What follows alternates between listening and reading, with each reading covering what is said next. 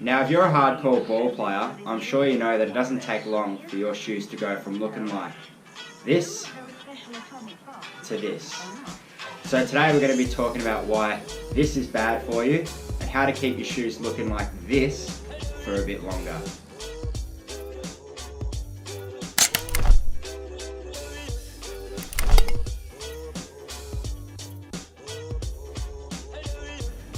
Hey guys, Michael from Pinpoint Podiatry here. Today we're going to be talking about basketball shoes and injury prevention and how to make them last a little bit longer.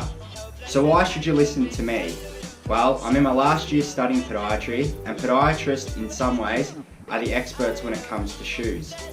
I've also worked in a running specialty shoe store for the last 2 years, watching people run on the treadmills and seeing how long people's shoes actually last, and I've picked up a few tips and tricks along the way to make your shoes last longer. And lastly, I've also played basketball for as long as I can remember, and I was pretty hard on my shoes. So why is this bad for you?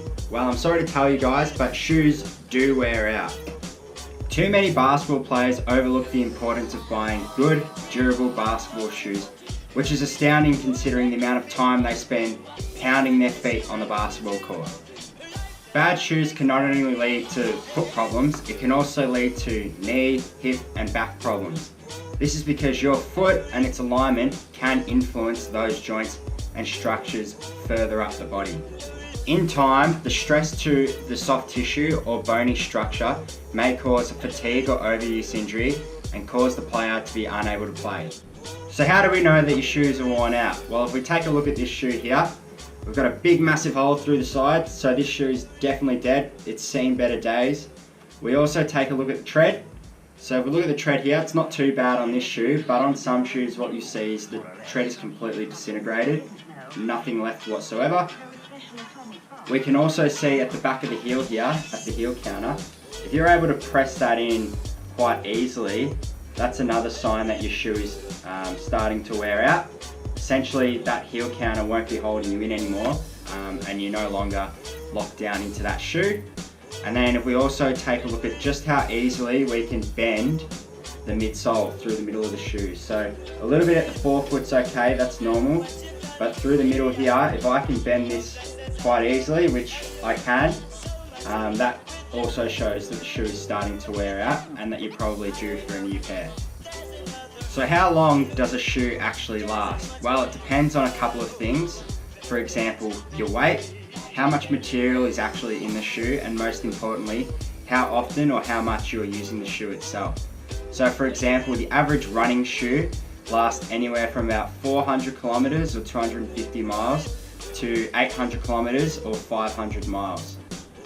So the average runner might take anywhere up to 66 hours to cover that 500 miles or 800 kilometers. Essentially that's about 8 minutes per mile or 8 minutes per 1.6 kilometers. So as you can imagine, the shoes wear out quite quickly. Now let's take some basketball shoes for example. They should be pretty similar to running shoes. They're made up of relatively similar materials. And let's take myself for example, when I played a lot of basketball. So I may have played 3 games per week, so let's say that's 3 hours. And then training wise, I may have done around 7 hours per week. So that's 10 hours per week and 40 hours per month. Now, if it takes about 66 hours for a runner to accumulate 500 miles or 800 kilometers, you can imagine that the shoes wear out quite quickly. So your shoes may only last you 2 to 6 months where they're actually doing the job that they're supposed to do. Now in the NBA, the average player may only wear a shoe for 7 to 10 days. But the average person or high school player doesn't have access to all of these shoes. So what can we do to make our shoes last a bit longer? So we need to rotate a couple of pairs at the same time. So a positive byproduct of rotating your shoes frequently is the protective influence that shoes have on foot and ankle stability. So as the shoe wears over time, the upper becomes stretched due to rotational forces, and we can also see the midsole gets compressed due to the ballistic starting and stopping of the game. As these external changes to the shoe continue, the rotational movement of your ankle within the shoe increases. Therefore, with a newer shoe, you're less likely to sprain your ankle or suffer injuries relating to poor footwear or poor support within the footwear. So forefoot injuries, heel pain, etc. So if we take a look at the graph and we only have one pair, it mainly lasts us 4 months. But if we have 2 pairs, one pair may end up lasting us around 8 months, give or take a month, depending on how much you're using them, how much you weigh, and a few other factors. But Michael, I can't afford 2 pairs. Well, the first thing I did in the graph is stagger the 2 shoes in terms of the purchases. I actually would recommend doing this in terms of injury prevention as well. You have a newer shoe for longer, and essentially because you're staggering the shoes, you don't have to make one big purchase all at once. You have time to save in between. Likewise, you see these KD8s that I bought these for 50% off at an outlet store. So I could have bought 2 for the price of 1. So you guys just need to go searching and hunting and be smart with your money. And if you're so concerned about wearing the newest and latest model of the shoes, maybe buy that one, and then as your second shoe you pick up a pair like this to do your training in. Also, if you're honestly playing and training to the point where these are getting worn out super quick, you're going to be getting your money's worth just by the sheer amount that you're wearing them. If you've made it this far through the video, guys, be sure to give it a big thumbs up. I'd really appreciate it.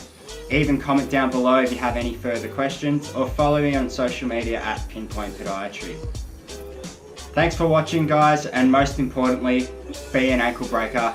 Don't get your ankles broken.